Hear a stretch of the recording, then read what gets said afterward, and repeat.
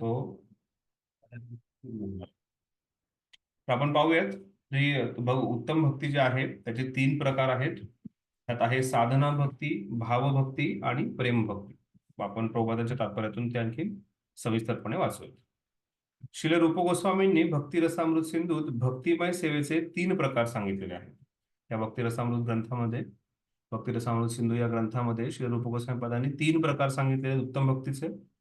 ते म्हणजे साधना भक्ती, भावभक्ती आणि प्रेमभक्ती. या तीन प्रकारांचे अनेक उपप्रकारही आहेत. साधारणपणे असे समजले जाते की साधना भक्तीचे दोन विशेष गुण आहेत. रागानुगा साधना भक्ती, रागानुगा भक्तीचे चार विशेष गुण आहेत आणि प्रेमभक्तीचे सहा विशेष गुण आहेत. तर जशा प्रकारे सांगितले तीन प्रकार सांगितलेत, साधना भक्ती, भावभक्ती आणि प्रेमभक्ती. त्यात साधना भक्तीचे दोन प्रकार आहेत, भावभक्तीचे चार प्रकार आहेत आणि प्रेमभक्तीचे सहा विशेष गुण आहेत किंवा विशेष प्रकार आहेत. श्री रूप गोस्वामी पुढील अध्यायामध्ये या सर्व गुणांचे निरूपण करतील. या संदर्भात श्री रूप गोस्वामी पाद असे सूचित करतात की कृष्ण भावना किंवा भक्तिमय सेवेकरिता एका व्यक्तीची योग्यता ही त्याच्या विशेष रुचीनुसार ठरवली जाते. ते म्हणतात की भगवत सेवा ही सतत घडणारी प्रक्रिया आहे, जी मागच्या जन्मापासून सातत्याने चालू राहते. कोणीही भक्तिमय सेवेशी पूर्ण संबंध असल्याविना तिचा स्वीकार करू शकत नाही. कोणीही भक्तिमय सेवेशी पूर्व संबंध असल्याविना तिचा स्वीकार करू शकत नाही. तर आपल्यावरती विशेष कृपा तर झालेलीच आहे गुरूंची, प्रभुपादांची, पण त्याच्याबरोबर काहीतरी कुठेतरी संबंध आहे आणि त्याच्याबद्दल आपण चर्चा करणार आहे. सुकृतीनाच हा जो प्रकार आहे त्याच्यामध्ये आपण त्याची सविस्तरपणे चर्चा करणार आहोत. प्रभुपाद उदाहरण देत आहेत. उदाहरण दाखल, जर मी या जीवनात थोड्या प्रमाणात भक्तिमय सेवा केली आणि ती 100% पूर्ण नाही झाली, तर मी जे काही केले ते कधीही नष्ट होत नाही. पुढील जन्मी मी जिथे थांबलो होतो तिथून पुढे माझी प्रगती चालू राहील.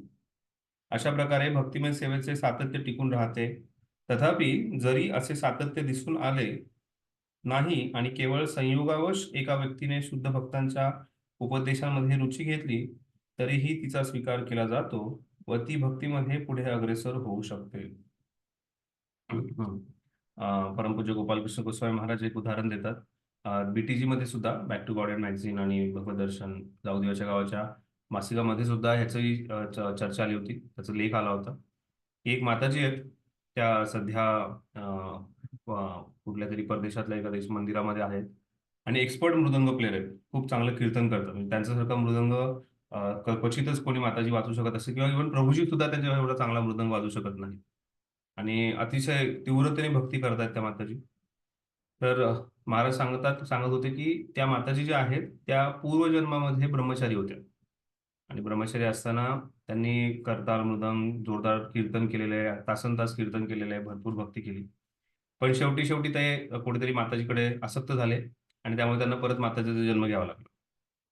पण मग त्यांची भक्तिमय कार्य जे आहे हे थांबलं नाही आणि भक्तिमय कार्य करत आता ह्या माताजीच्या शरीरामध्ये त्यांनी त्यांचं जे भक्तिमय कार्य जे आहे चालू ठेवलं. तर याच्यातून दोन्ही गोष्टी सांगतात महाराज सांगतात की भक्ती जी आहे ते नष्ट होत नाही आणि दुसरी की आपण कोणाला आसक्त होतोय आणि काय होतोय तेही पाहणं गरजेचं आहे. त्या आसक्तीमुळे आपण पुन्हा जन्म घेणार आणि पुन्हा तशा प्रकारचा जन्म घेऊन पुन्हा ज्या यातना भोगायच्या आहेत किंवा जे दुःख भोगायचं आहे आणि भक्तीपासून विचलित न होता आपण पुढे जायचं ते फार महत्वाचं.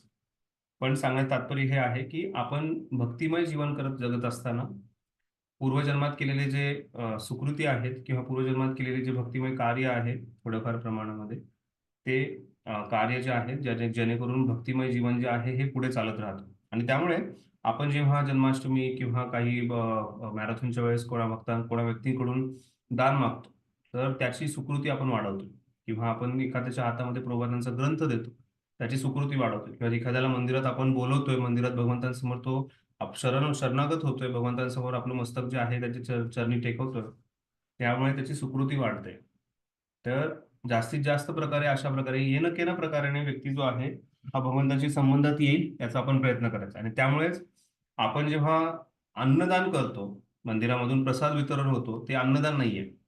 ती जी आहे ही भगवंतांची कृपा जी आहे ती आपण सगळ्या व्यक्तींपर्यंत पोहोचवण्याचा प्रयत्न करतोय, जेणेकरून तो प्रसाद ग्रहण करून त्यांच्या भक्तिमय जीवनाची सुरुवात होईल आणि त्यांच्या भक्तिमय जीवनामध्ये वृद्धी होईल. त्यांच्या जीवनातली जी सुकृती आहे ती वाढेल आणि तो व्यक्ती जो आहे हा पुढच्या जन्मी, ह्या जन्मी किंवा पुढच्या जन्मी जो आहे, भक्तिमय जीवनामध्ये अधिक अग्रेसर होत राहील. पुढील जन्मी मी जिथे थांबलो होतो तिथून माझी प्रगती चालू राहील. अशा प्रकारे भक्तिमय सेवेचे सातत्य टिकून राहते. तथापि जरी असे सातत्य दिसून आले नाही आणि केवळ संयोगावश एका व्यक्तीने शुद्ध भक्तांच्या उपदेशांमध्ये रुची घेतली, तरीही तिचा स्वीकार केला जातो व ती भक्तीमध्ये पुढे अग्रेसर होऊ शकते. ज्या व्यक्तींना भगवद्गीतेतील व श्रीमद भागवतातील संदेश समजून घेण्याची स्वाभाविक आवड असते, त्यांच्याकरिता भक्तिमय सेवा सुलभ असते. याउलट ज्या व्यक्ती तर्कवाद आणि उगीचच वितंडवाद करण्यात रस घेतात, त्यांच्याकरिता भक्तिमय सेवा सोपी ठरत नाही. त्यामुळे एक फार फेमस सेंटेन्स आहे, Krishna consciousness is simple for simple and complicated for complicated. तर कृष्ण भक्ती जे आहे, जो सरळ साध्या मनाचा व्यक्ती आहे तो, आणि विशेष करून इथे फक्त सरळ साध्या मनाच्या व्यक्तीचा विचार बोललेला नाहीये. इथं काय सांगितलंय, ज्यांना भगवद्गीता आणि भागवतासारख्या ग्रंथाच्या श्रवणामध्ये रुची आहे, त्यांच्यासाठी भक्तिमय जीवन हे अतिशय सोपं आहे. हे काही काही भक्त अतिशय साधू साधू हृदयाचे आहेत, त्यांना काहीच अडचण नाही आहे. जे काही सांगितलं त्या व्यवस्थितपणे त्या गोष्टीचं पालन करतात, आनंदाने पालन करतात. आणि काही भक्तांना हे असंच का, ते तसंच का, हे कसं तसं, आणि मग आणखीन त्या गोष्टीला फाटे फुटतात आणि आणखीन थोडंसं अवघड होतं.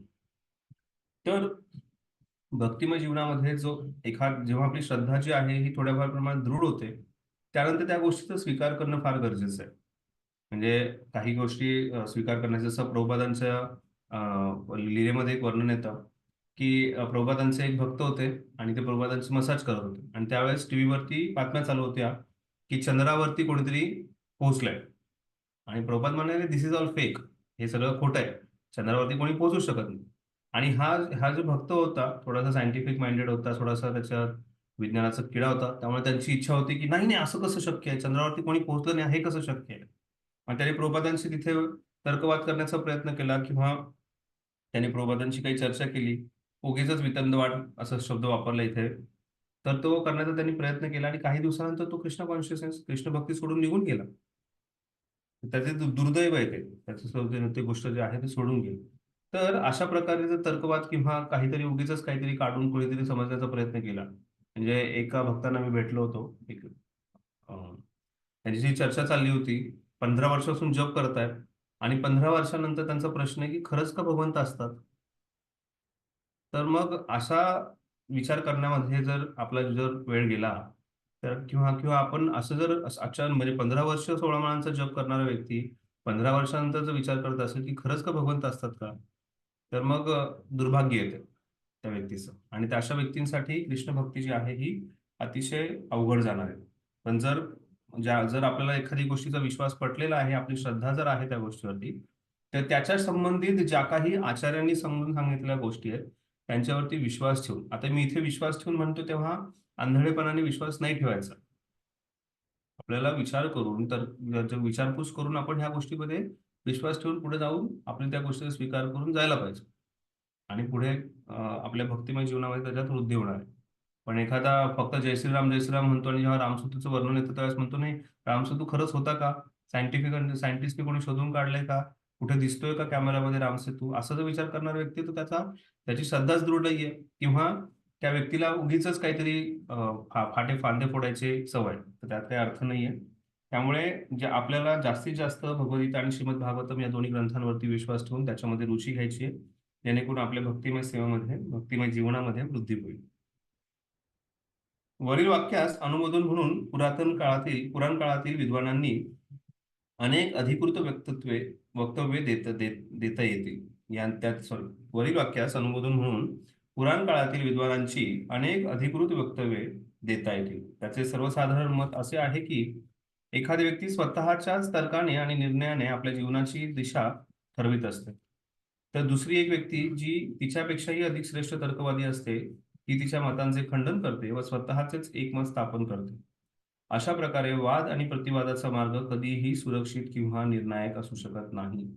म्हणून श्रीमद भागवत पुराण म्हणते की आपण केवळ महाजनांनी घालून दिलेल्या मार्गाचेच अनुसरण करावे.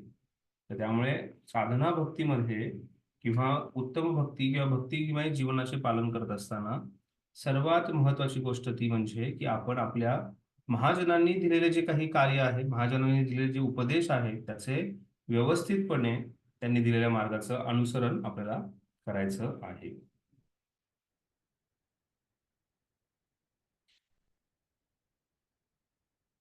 या ठिकाणी श्री रूप गोस्वामींद्वारे भक्तिमय सेवेचे सर्वसामान्य वर्णन करण्यात आले आहे. आधी सांगितल्याप्रमाणे साधन भक्ती, भावभक्ती, प्रेमभक्ती असे जे 3 प्रकार श्री रूप गोस्वामींनी भक्ती रसामृत सिंधू या ग्रंथात दिले आहेत, त्यापैकी आता रूप गोस्वामीपाद साधना भक्ती म्हणजे काय हे समजावून सांगत आहे. साधना भक्ती म्हणजे काय, आता हे आपल्याला इथे समजावून सांगण्यात येणार आहे. त्याआधी हे जे साधना ही जी उत्तम भक्तीचे आपण 3 पहिला प्रकार पाहिले, साधना भक्ती, भावभक्ती आणि प्रेमभक्ती. हे जे 3 प्रकार आहेत, हे 3च प्रकार का, हेही समजून घेणं आपल्याला गरजेचं आहे.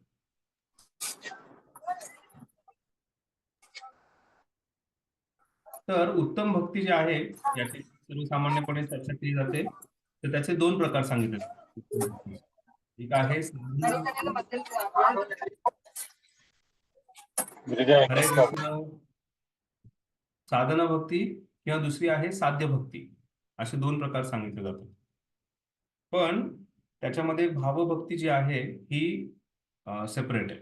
भावभक्ती जी आहे ही वेगळी आहे. तर साधना भक्ती जी आपण जे रोजचे रोज साधना करून आपण जी भक्ती करतोय, साध्य भक्ती म्हणजे कृष्णप्रेम हे आपलं साध्य आहे, ते साध्य प्राप्त करायचं, ती प्रेमभक्ती आहे.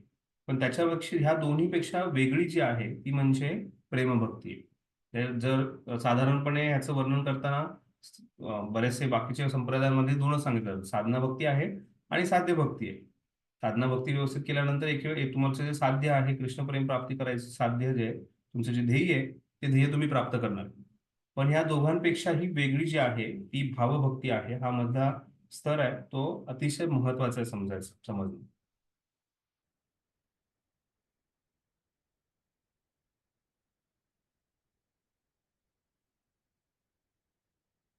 तर ते कसं वेगळं आहे ते समजून घेणं फार गरजेचं आहे. जसं भावभक्तीला आपण रागानुगा भक्ती असंही समजू शकतो.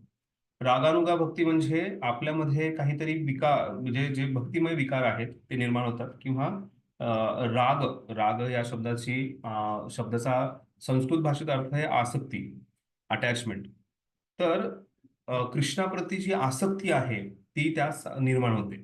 तर साधना भक्तीचा जो ध्येय आहे किंवा साधना भक्ती जेव्हा व्यक्ती पूर्ण करतो, तेव्हा तो व्यक्ती जो आहे हा भावभक्तीपर्यंत पोहोचतो.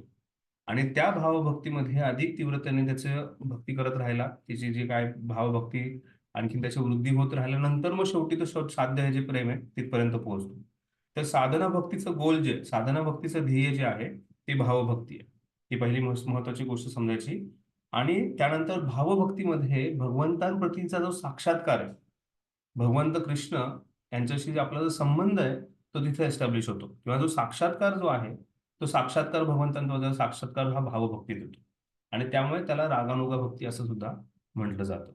त्यामुळे साधना भक्ती, रागानुगा किंवा भावभक्ती, आणि त्यानंतर शेवटी जे प्राप्त होणार आहे ती कृष्णप्रेम किंवा साध्य भक्ती आहे. साध्य भक्ती आहे, त्याला प्रेमभक्ती म्हटलं जातं. तर साधना भक्तीनंतर डायरेक्ट प्रेमभक्तीवर व्यक्ती जात नाही, त्याच्यामध्ये ही जी भावभक्ती जी आहे ती येते. त्यामुळे उत्तम भक्तीचे 3 प्रकार आहेत, साधना भक्ती, भावभक्ती आणि प्रेमभक्ती. ठीक आहे, कोणाला काही अडचण आहे समजायला? ठीक आहे.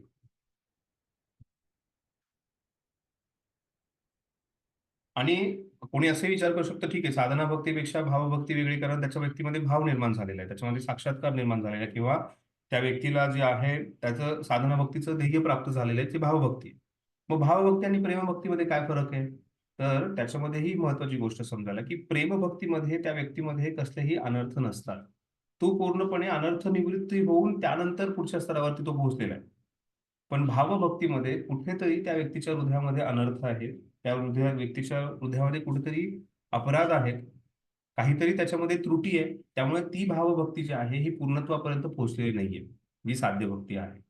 आणि त्यामुळे प्रेमभक्ती आणि भावभक्ती याच्यात फरक. भावभक्तीमध्ये व्यक्तीचं हृदय जे आहे हे पूर्णपणे शुद्ध झालेलं नाहीये, पण तरीही त्याच्यात ते विशेष जे भक्तिमय विकार आहेत ते निर्माण झाले आहेत किंवा त्याला त्याच्या जीवनामध्ये भक्तिमय साक्षात्कार किंवा भक्तिमय भाव जो आहे तो थोडाफार निर्माण झालेला आहे, पण तो पूर्णत्वापर्यंत पोहोचलेला नाही. त्यामुळे साधना भक्ती, भावभक्ती आणि प्रेमभक्ती असे भक्तीचे 3 प्रकार आहेत. हरे कृष्ण प्रभूजी, उदाहरण सांगता येईल प्रभूजी? म्हणजे थोडं. इथे उदाहरणामध्ये आपण पाहू शकतो भरत महाराजांचं उदाहरण. भरत महाराजांच्या उदाहरणामध्ये भरत महाराज जे आहेत हे पूर्णपणे त्यांची प्रेमभक्ती त्यांना प्राप्त झाली नव्हती, कारण प्रेमस्थितीमध्ये असताना ते त्यांच्या मार्गातून विचलित झाले नसते. त्यांच्या प्रेमस्थितीमध्ये असल्यावर कोणीही व्यक्ती विचलित होत नाही, पण ते भावस्थितीमध्ये होते आणि भावस्थितीमध्ये असताना त्यांच्यातला जो विकार आहे ती आसक्ती निर्माण झाली आणि त्या आसक्तीमुळे भगवंतांचं विस्मरण होऊन त्या जे हरिण होतं त्या हरिणाचं स्मरण त्यांना जास्त व्हायला लागलं आणि त्यानंतर त्यांचं पतन झालं. त्यामुळे भरत महाराज एक उत्कृष्ट उदाहरण आहे याच्यामध्ये समजण्यासाठी. ठीक आहे. ओके.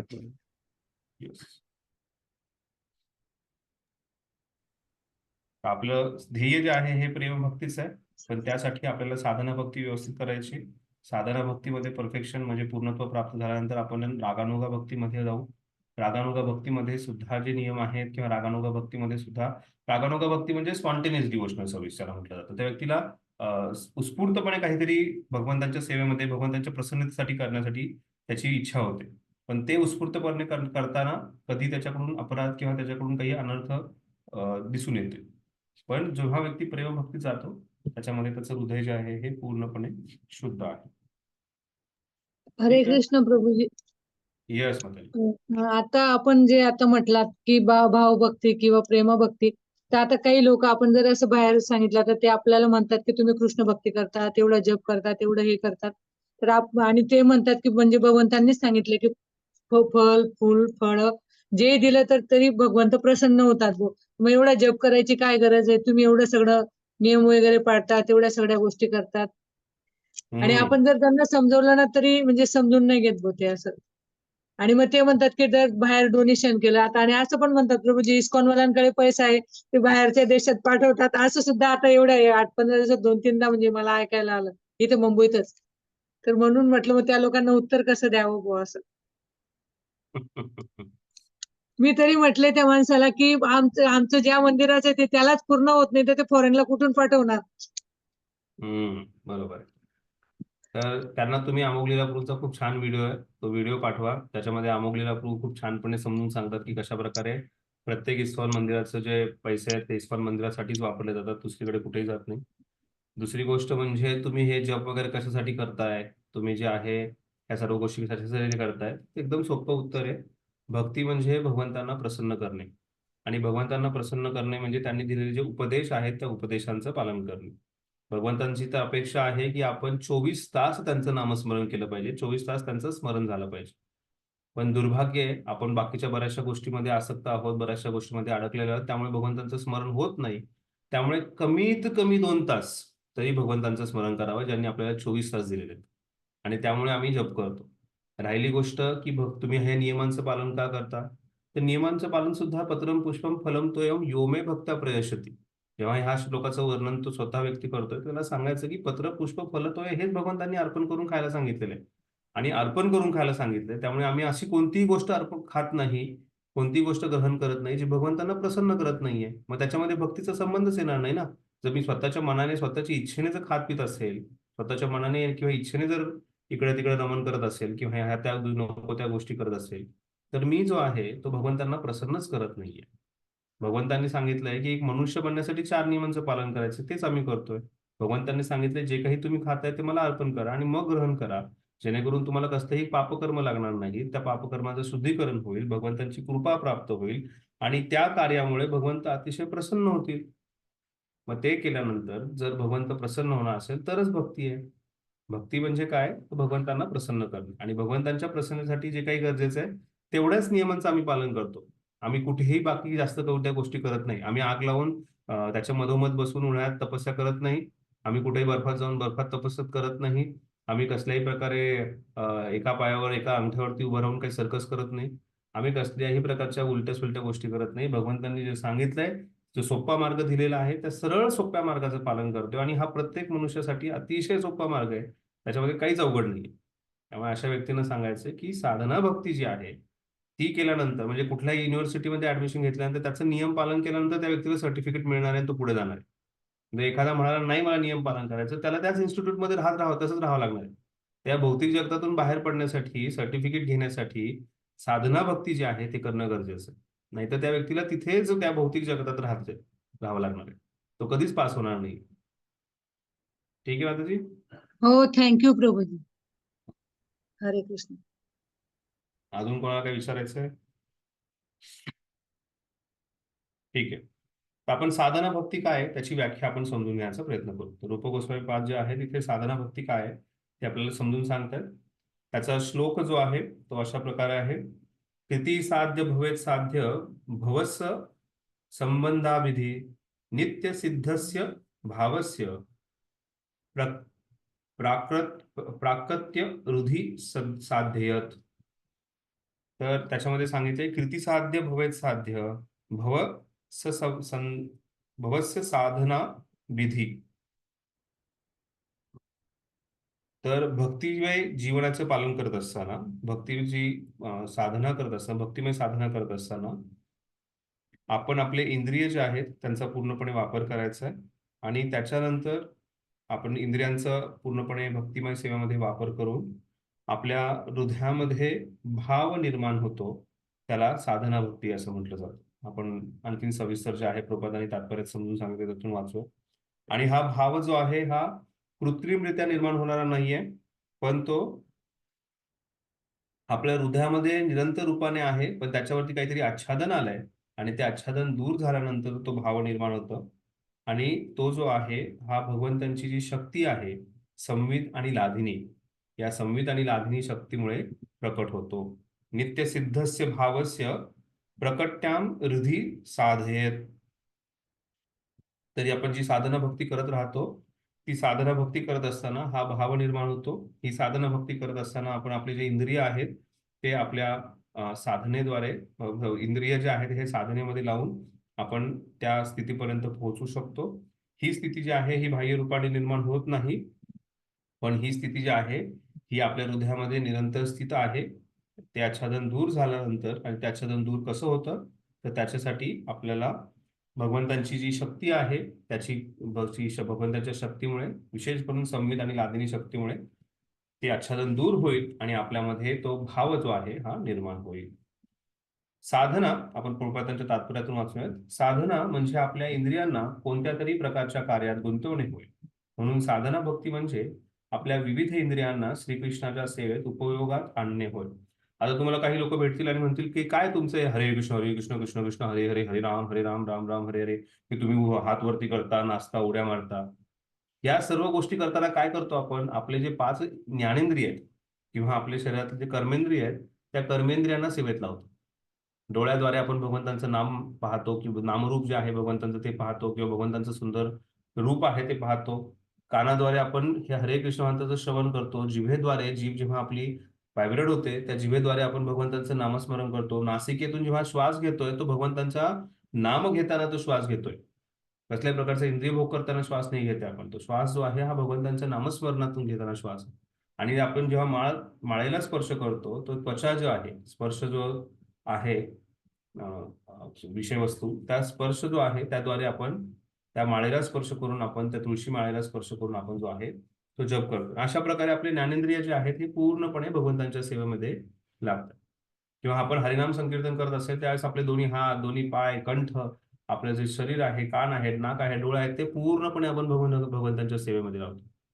तर हे आपलं सौभाग्य आहे की जेव्हा आपण साधना करत असतो त्यावेळेस साधना म्हणजे इंद्रियांना कोणत्या तरी प्रकारच्या कार्यात गुंतवणे. मग ती सेवा असू शकते, ते हरिनाम संकीर्तन असू शकतं, ते श्रवण असू शकतं, ते कीर्तन असू शकतं. त्या वेगवेगळ्या कार्यांद्वारे आपण भगवंतांच्या सेवेत गुंतलेला असतो. आणि म्हणून साधना भक्ती म्हणजे आपल्या विविध इंद्रियांना श्रीकृष्णाच्या सेवेत उपयोगात आणणे होय.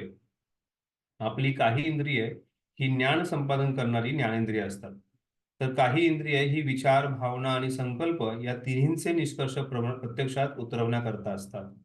कोणते इंद्रिय आहेत हे? जे आपले विचार, भावना आणि संकल्प या तिन्हींचे निष्कर्ष प्रत्यक्षात उतरवण्याकरता आहेत. मन का प्रभूजी? यस. तर ज्ञानेंद्रिय आहेत आणि 6वं जे इंद्रिय आहे ते म्हणजे मन. आणि मन काय करतं? Thinking, feeling, willing. त्याला आपण इथे म्हणू शकतो विचार, भावना आणि संकल्प या तिन्हींचे निष्कर्ष प्रत्यक्षात उतरवण्याकरता असतात. मनाचं कार्य आहे थिंकिंग, फिलिंग, विलिंग. विचार करणे, थिंकिंग, फिलिंग म्हणजे भावना व्यक्त करणे आणि विलिंग म्हणजे संकल्प करत राहणे. तर अशा प्रकारे ज्ञान आणि ज्ञानेंद्रिय आणि मन यांना आपण भगवंतांच्या सेवेत लावले. म्हणजे साधना भक्ती म्हणजे काय? आपली इंद्रिय जे आहेत त्यांना भगवंतांच्या सेवेत लावायचे. त्यामुळे ज्ञानेंद्रिय आणि मन यांना भगवंतांच्या सेवेत लावायचं. नाहीतर आपल्याकडून बऱ्याच वेळा ज्ञानेंद्रियांना सेवेत लावलं जातं, पण सगळ्यात भयंकर जो इंद्रिय मन त्याला आपण कुठेतरी दुसरीकडे सोडलेलं असतं. क्लासमध्ये बसलोय आपण, पण मन कुठेतरी दुसरीकडेच आहे. किचनमध्ये काय बनतंय, कुठून काय सुगंध बाहेर येतोय. किंवा मन सध्या काही जणांचं मन मंदिरात असेल, काही जणांचं मन जे आहे हे आपल्या नातेवाईकांकडे गेलेलं असेल. आत्ताच कोणाशी तरी काहीतरी थोडासा कुरकुर वादविवाद झालाय आणि ते मन तिथे कुठे अडकलेलं असेल. तर सगळ्यांना बाहेर आणा, सगळीकडून बाजूनी बाहेर निघा आणि आपले मन आणि इंद्रिय जे आहेत सध्या एवढं छान जे ज्ञान आपल्याला प्राप्त होते ते सुद्धा ऐकण्यामध्ये आपण लावू शकतो. तर साधना भक्ती म्हणजे अतिशय सोपं आहे. म्हणजे आपले जे इंद्रिय आहेत त्यांना कृष्णाच्या सेवेमध्ये लावणे, गुंतवणे आणि त्याचबरोबर मनालाही भगवंताच्या सेवेत लावणे. साधना म्हणजे इंद्रिय आणि मन दोन्हांच्याही व्यवहारिक कृष्णमय सेवेत नियुक्त करणे होय. ही साधना एखादी कृत्रिम स्थिती निर्माण करण्याकरता केली जात नाही. उदाहरणार्थ, एखादे बालक चालण्याचा सराव करते अथवा कसे चालावे ते शिकते. त्याचे हे चालणे कृत्रिम नसते. चालण्याची क्षमता बालकामध्ये आधीच असते. त्याने थोडीशी सवय केल्यानंतर ती नीटपणे चालू शकते. तर ही साधना भक्ती जी आहे ही कृत्रिम अवस्था नाहीये. आपल्याला त्याच्यासाठी कृत्रिमपणे काहीच करायची गरज नाहीये. ती आपली स्वभाव आहे तो. पण त्या स्वभावावरती जसं गंजलेलं एखादं लोखंड काही कालावधीसाठी हवा पाण्यामध्ये राहिल्यानंतर त्याच्यावरती गंज चढतो आणि त्यानंतर ते काळं ठिक्क पडलेलं असतं. ते काळं काहीतरी वाटतं मटेरियल, पण त्याला घासल्यानंतर त्याची चमक बाहेर येते. तशाच प्रकारे आपल्यामध्ये साधना भक्ती जी आहे हे आपलं स्वाभाविक आपलं स्वभाव आहे तो. त्याला बाहेर काढणं गरजेचं आहे. जसं लहान मुलाला चालणं हे लहान मुलासाठी स्वाभाविक आहे, पण त्याला त्याची सवय नसते. त्यामुळे साधना भक्ती म्हणजे ह्या गोष्टीची सवय लावणे. व्यवस्थितपणे आपण ह्या गोष्टीची सवय लावली तर नक्कीच आपल्याकडून ती गोष्ट व्यवस्थित होऊ शकते. प्रभूजी, साधना म्हणजे सातत्य पण असू शकेल का? कंटिन्युटी? हो, साधना म्हणजे कंटिन्युटी शिवाय कोणतीही गोष्ट होणारच नाहीये. पण त्याच्यामध्ये साधनामध्ये ही गोष्ट आहे की आपण ह्या गोष्टी आपल्या इनहेरंट नेचर आहे, स्वभाव आहे तो आपला आंतरिक, आणि तो आंतरिक स्वभाव जो आहे त्याला बाहेर काढणं गरजेचं आहे. आणि ते करण्यासाठी आपल्याला जी प्रोसेस आहे त्याला प्रोसेसला आपण साधना म्हणतो. त्याचप्रमाणे भगवंतांची भक्तिमय सेवा करणे ही प्रत्येक जीवाची स्वाभाविक प्रकृती आहे. अगदी वनात राहणारे आदिवासी देखील निसर्गाने प्रदर्शित केलेल्या अद्भुत चमत्कारांना प्रणाम करतात किंवा त्यांच्यासमोर नतमस्तक होतात. त्या नैसर्गिक चमत्कारांमागे एखादी परमश्रेष्ठ शक्ती आहे ह्याचे त्यांना कौतुक वाटते.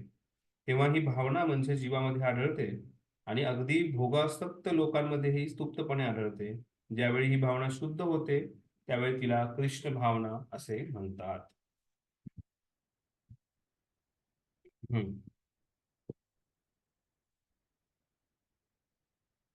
ज्याप्रमाणे थोड्याशा सवयीने बालक चालण्यास शिकते, त्याचप्रमाणे भगवान श्रीकृष्णावरती प्रेम करण्याची आपली स्तुप्त भावना जागृत करण्यासाठी अनेक पद्धतीची शिफारस केली आहे. त्यामध्ये आपली इंद्रिय आणि मन कसे उपयोगात आणले जावे यासंबंधी माहिती देण्यात आलेली आहे. ज्याच्यामध्ये मुळातच चालण्याची शक्ती किंवा क्षमता नाही, तो केवळ सरावाने चालू शकत नाही. त्याचप्रमाणे कृष्ण भावना केवळ सरावाने विकसित होत नसते. वास्तविक अशा प्रकारे काही साधना करण्याची आवश्यकताच नसते. ज्यावेळी आपण आपली भक्तिमय सेवा करण्याची स्तुप्त क्षमता जागृत करतो, त्यावेळी काही विशिष्ट विधी स्वीकारण्याने आणि त्याचप्रमाणे आचरण करण्याने आपली सुप्त अवस्था पुन्हा जागृत होते आणि या साधनेलाच साधना भक्ती असे म्हटले जाते.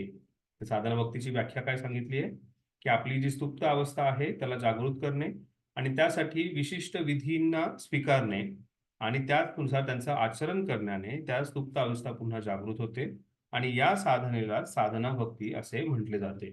तर त्या कोणत्या विधी आहेत, त्या 64 विधी आहेत. त्या 64 विधींचा आपण पुढे हळूहळू समजून घेणार आहोत. त्या कोणत्या 64 विधी आहेत, त्यांचं जर स्वीकारण केलं तर आपण नक्कीच सुप्तावस्थेतून पुन्हा जागृत होऊन आपल्याला साधना भक्ती जी आहे ही प्राप्त होणार आहे.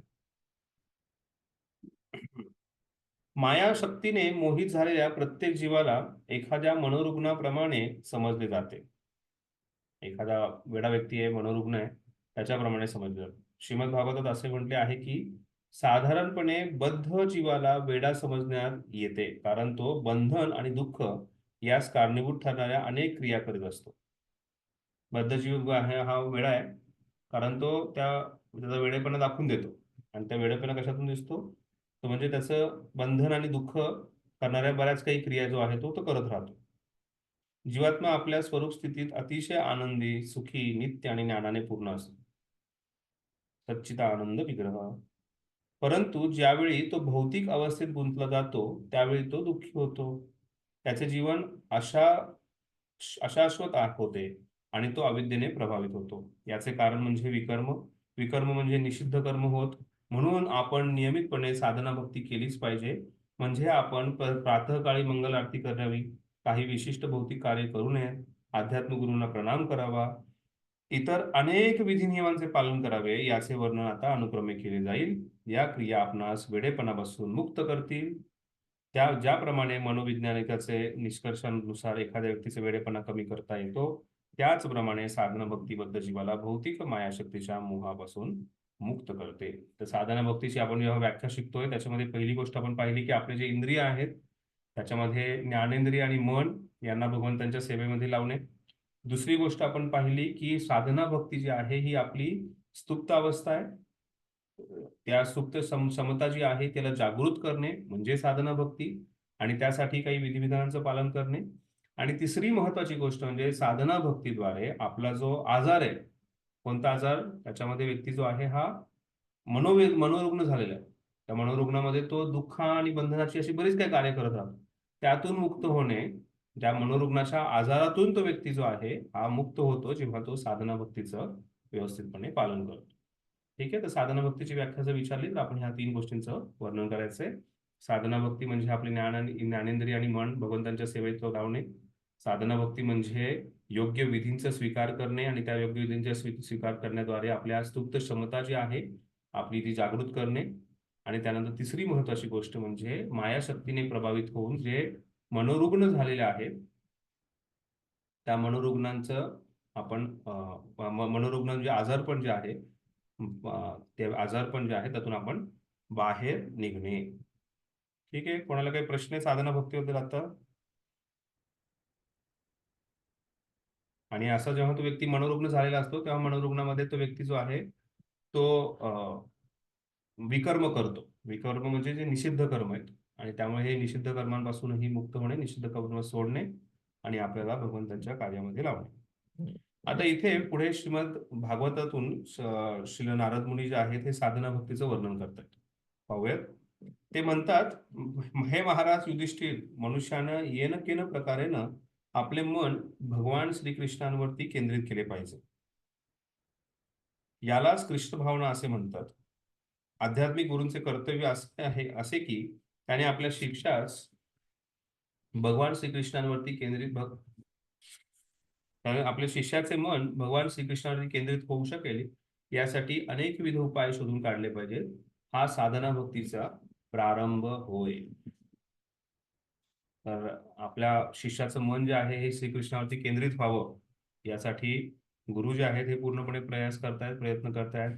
गुरु जे आहेत, वेगवेगळे गुरु जे आहेत हे आपल्याला वेगवेगळ्या प्रकारे आपलं मन भगवंतांवरती केंद्रित होण्यासाठी कथा करतायत, वेगवेगळे कीर्तन करतायत, आपल्याला भगवंतांच्या सेवेमध्ये प्रोत्साहन देत आहेत, पुस्तक विज्ञानासाठी प्रोत्साहन देत आहेत, आपल्यासाठी वेगवेगळ्या यात्रा काढल्या जातात.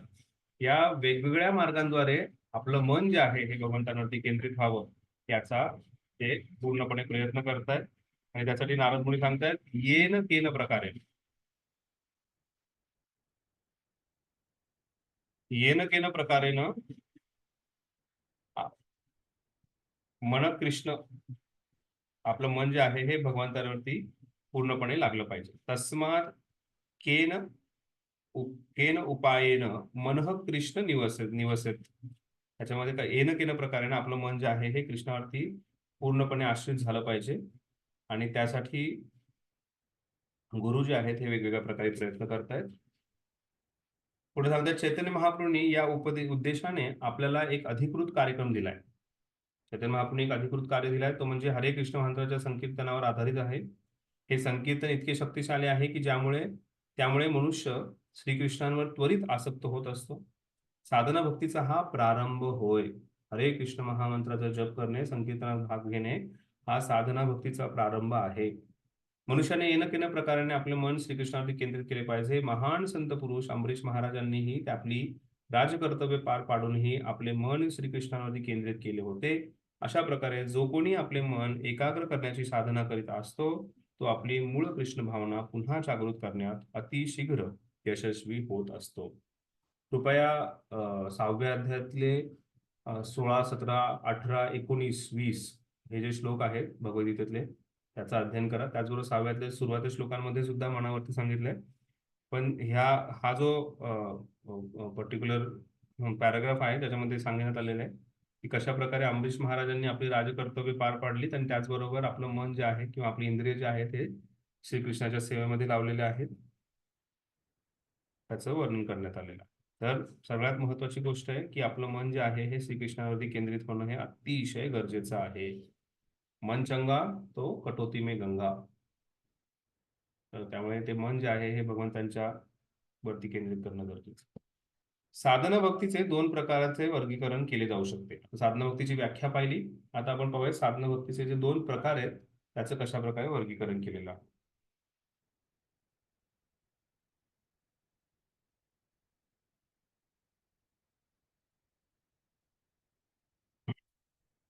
तर साधना भक्तीचे 2 प्रकार आहेत. एक आहे वैधी साधना भक्ती आणि दुसरी आहे रागानुग साधना भक्ती.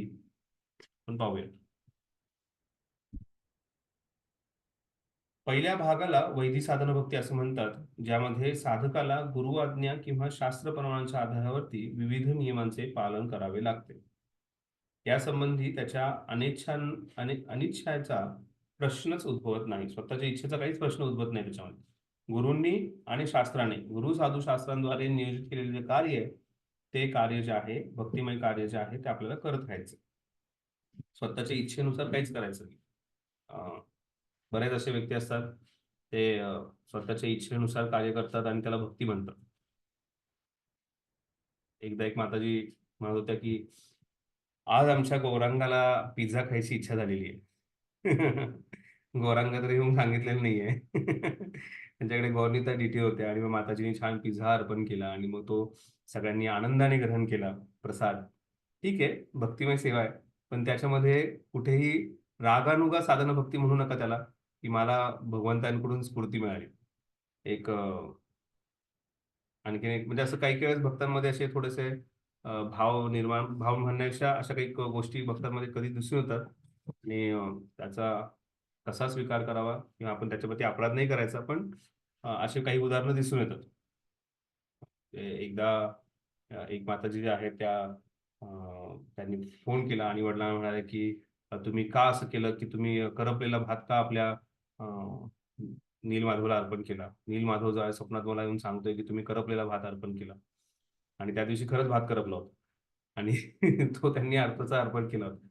तर मग ती गोष्ट समजू शकतो एखाद्या वेळेस असं काहीतरी भगवंत अनुभव देतील, पण याचा अर्थ असा नाहीये. त्या माता ज्या आहेत त्या वारंवारच अशा कोणत्याही गोष्टींचा संबंध इकडे तिकडे, मग आज तुम्ही लाल कलरचा रंगाचा ड्रेस का अर्पण केला, त्यांना तो प्रसन्न करत नाही, त्यांनी मला सांगितलं होतं. मग असं बरंच काही त्यांचं चालू झालं. आणि वैयक्तिक जीवनामध्ये त्या माताजी ज्या आहेत त्या थोड्याशा मला निंदा करायची नाही, अपराध करायचा नाही, पण त्या थोडासा त्यांचा भानकुळा स्वभाव होता. कोणाच भक्तांशी त्यांचं जमायचं नाही. मग फक्त भगवंतांशी जमते आणि भक्तांशी जमत नाहीये या गोष्टीला समजणं थोडंसं अवघड जातं. भक्तांशी अजिबातच जमत नाही, मग हे कसं काय. तर त्यामुळे आपण असं काहीतरी भावुक होऊन भक्ती करायची नाहीये.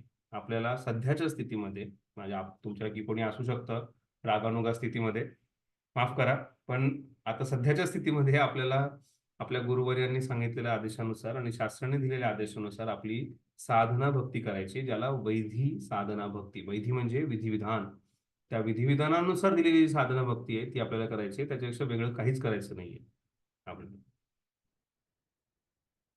ठीक आहे, आपण वाचूयात पुढे. साधकाने वादविवाद न करता आपले कर्तव्य केले पाहिजे.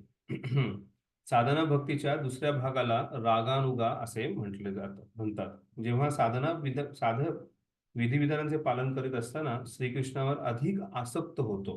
राग म्हणजे आसक्ती. तर अधिक आसक्त होतो आणि त्यात सहज प्रेमवश होऊन भक्तिमय सेवा करू लागतो, तेव्हा त्याला रागानुगा साधना भक्ती प्राप्त होते असे होत असते. उदाहरणार्थ एक साधक भक्ताला प्रातःकाळी उठून मंगलारती करण्याचा आदेश दिला जाऊ शकतो. प्रारंभी आपल्या गुरूंच्या आज्ञेप्रमाणे तो पहाटे ब्रह्ममुहूर्तावर उठून आरती करतो, पण कालांतराने तो या कार्यात खऱ्या अर्थाने आसक्त होत जातो आणि या आसक्तीची प्राप्ती झाल्यावर तो स्वतःहून विग्रहांचा शृंगार करू लागतो, नाना प्रकारचे वस्त्रालंकार निर्माण करतो आणि आपल्या भक्तिमय सेवेचे सर्वांग सुंदर आचरण करण्याकरता अधिक योजना आखीत असतो. ही प्रेममय सेवा साधना भक्तीच्या श्रेणीत येत असूनही रागानुगा असते. तर अशा प्रकारे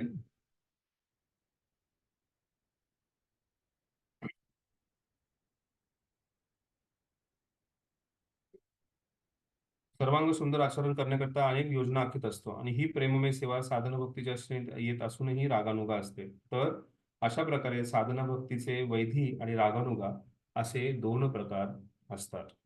आपण कृष्ण गोस्वामी महाराजांच्या तिरोभावानंतर एक व्हिडिओ सगळ्यांनी पाहिला असेल आणि त्या व्हिडिओमध्ये आपण पाहिलं असेल की कशा प्रकारे महाराज जे आहेत ते झोपेत आरती करत होते आणि पूर्ण आरती महाराजांनी केली झोपेमध्ये. त्यांची ती प्रेमस्थिती आहे. पण असे काही विशेष गुण साधना भक्तीच्या नंतर त्या व्यक्तीमध्ये दिसून येतात, ज्याच्यामध्ये तो व्यक्ती जो आहे तो अतिशय स्वाभाविकपणे, अतिशय उत्स्फूर्तपणे भगवंतांच्या सेवेमध्ये, भगवंतांच्या कार्यामध्ये लागतो. आणि त्यासाठी एक साधं उदाहरण प्रभुपादांनी दिलंय. म्हणजे सकाळी उठणं जे आहे, झोप जी आहे सगळ्यांना प्रिय आहे. झोप जी आहे ही बाकी सर्व गोष्टींपेक्षाही प्रिय आहे. पण त्या झोपेला नाही म्हणणं सुरुवातीला लागतं, कारण गुरूंचा आदेश आहे, प्रमुख आज शास्त्रामध्ये सांगितलंय, साधू जे आहेत ते पालन करतायत. आणि त्यामुळे आपण सुरुवातीला जे कडवटपणा आणतो, जसं असं म्हटलं जातं ना की हरिनाम जे आहे सुरुवातीला कडू लागेल, पण नंतर ते अमृताहूनही गोड लागते. तर तसंच ही गोष्ट जी आहे ही अतिशय कडू वाटते किंवा अतिशय कठीण वाटते, पण नंतर व्यक्ती करत करत करत करत राहिल्यानंतर काही वेळानंतर कालांतरानंतर त्याच्यासाठी ते एवढं स्वाभाविक होतं की कधीही तो म्हणजे आहेत कसे काही भक्त आश्रममध्ये की त्यांना 2 वाजता झोपले, 2:30 वाजता झोपले, 3 वाजता झोपले तरी 4-4:30 ला उठून मंगलारती द्यायला त्यांना काहीच कधी अडचण येत नाही आणि आनंदाने करतात त्या गोष्टी. असं नाही की बाबा कोणीतरी सांगितलंय, कोणीतरी अटेंडन्स लावायची म्हणून जायचं, असं नाही. आनंदाने उत्स्फूर्तपणे करणारे असे बरेच काही भक्त. तर सांगण्याचं तात्पर्य आहे की साधना भक्तीमध्ये निपुणता प्राप्त झाल्यानंतर अशी वेळ एकदा येईल त्याच्यामध्ये ती व्यक्ती जो आहे ही उत्स्फूर्तपणे भगवंतांप्रती आसक्ती, गुरूंप्रती आसक्ती म्हणून ती गोष्ट जी आहे ही आनंदाने तो व्यक्ती व्यक्त करतो. ती आनंदाने ती व्यक्ती जो आहे ती ते कार्य करतो. त्याला रागानुगा साधना भक्ती असं म्हटलं जातं. तर साधना भक्तीचे 2 प्रकार आहेत, रागानुगा साधना भक्ती आणि वैधी साधना भक्ती. ठीक आहे, या गोष्टीवरती चर्चा जी आहे आपण पुढे करणार आहोत. विशेष करून वैदिक साधना भक्तीवरती आपण उद्या चर्चा करूया. काही प्रश्न आहे कोणाचा?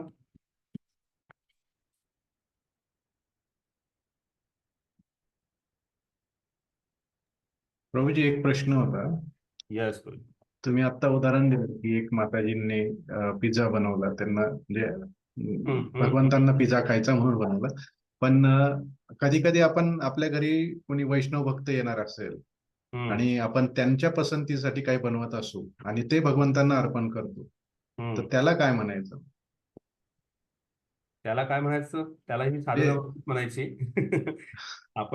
तुम्ही तुमच्या प्रतीने वैष्णवांना प्रसन्न करणं आपलं हे एक महत्वाचं कार्य आहे की वैष्णवांना आपण प्रसन्न करायचं आणि ती तुम्ही साधना जी आहे ती करत राहा.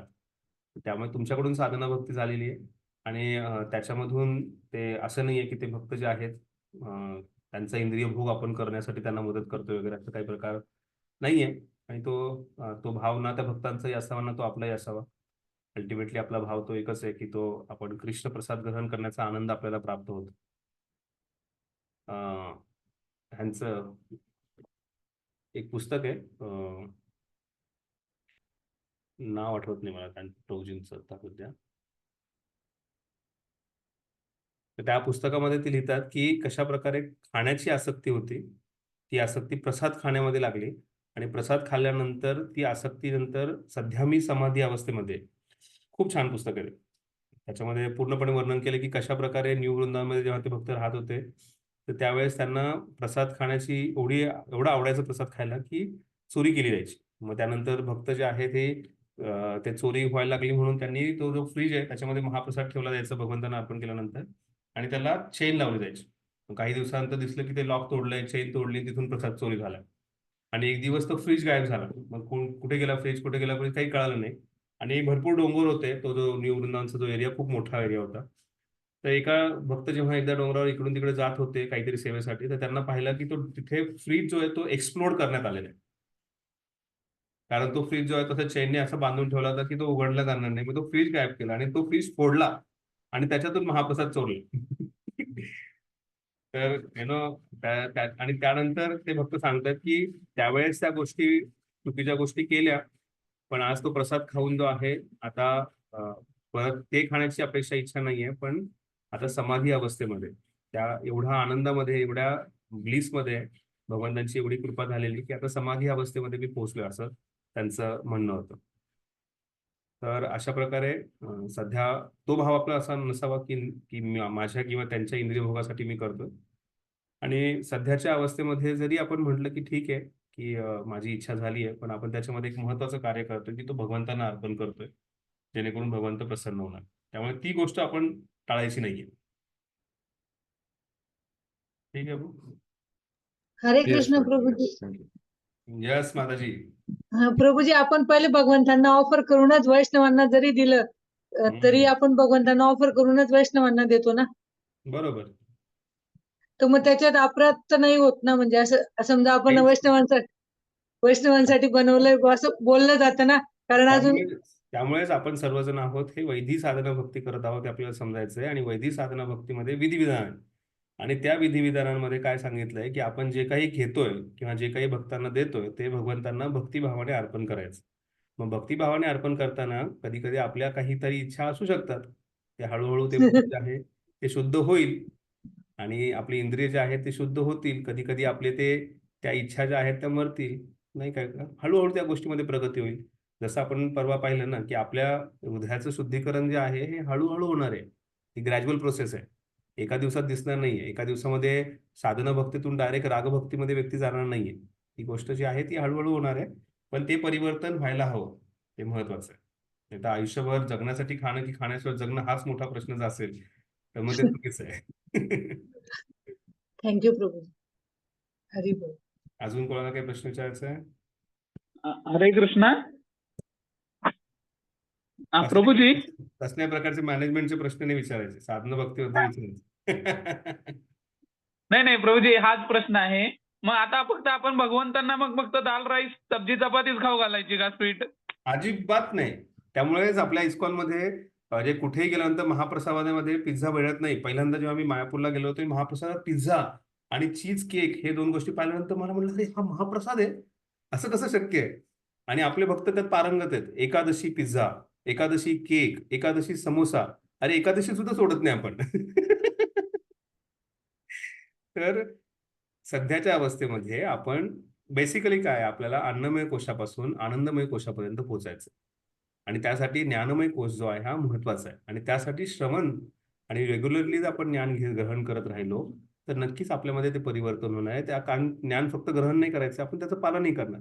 त्यामुळे अन्नमय कोश, मनोमय कोश, ज्ञानमय कोश, विज्ञानमय कोश आणि आनंदमय कोश तिथपर्यंत आपल्याला पोहोचायचं. नाही तर मग ते अन्नमय कोशातच राहिलं तर मग फक्त त्याचाच आपण विचार करू. त्यामुळे भगवंतांना दाल राईस सब्जी नाही, तुम्ही दाल राईस सब्जी, समोसा, गुलाबजामुन, वडा, आणखी काय काय वड्या काय काय अर्पण करायचं ते करा. आणि नंतर एक वेळेस अशी आली पाहिजे की फक्त भगवंतांच्या प्रसन्नतेसाठी मी फक्त खिचडी खाऊन आनंदी आहे. अशी परिस्थिती आली. भगवंतांपुरताच एक गुलाबजाम करायचा. हो बापरे, नको माताजी, एवढी तपस्या नका करून घेऊ सध्या.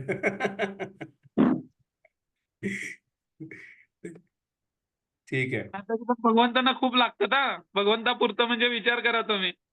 कशाचं बिचारे फक्त दृष्टीने पोट भरतात नंतर आपलंच हे नाही, सगळं. नाही, माताजी जगन्नाथजींना 56 भोग लागतात. मग तुम्ही विचार करा त्यांच्या पुरतच बनवलं तर काय होईल. बघितलं ना भगवंत किती कृपाळू आहेत.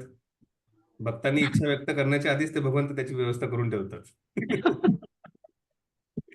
चालेल, धन्यवाद. हरे कृष्णा. श्रील प्रभुपाद की जय. भक्ती रसामृत सिंधू की जय. श्री रूप गोस्वामी महाराज की जय. प्रभूजी धन्यवाद तुमचे, तुम्ही वेळ काढून क्लास घेताय आमचा रोज. मला माफ करा, माझ्याकडून बरेच दिवस क्लास झाले नाहीत. दिवाळीच्या आधी नाही. आपल्याला संपवायचंय. दिवाळीनंतर भक्ती वैभव चालू करायचे आपल्याला. हरे कृष्णा. भवान कल्पतरुभ्यश्च कृपा सिंधु गोस्पतिदानं नमो नमः. अनंत कोटि वैष्णव वृंद की जय. काय हरे कृष्णा.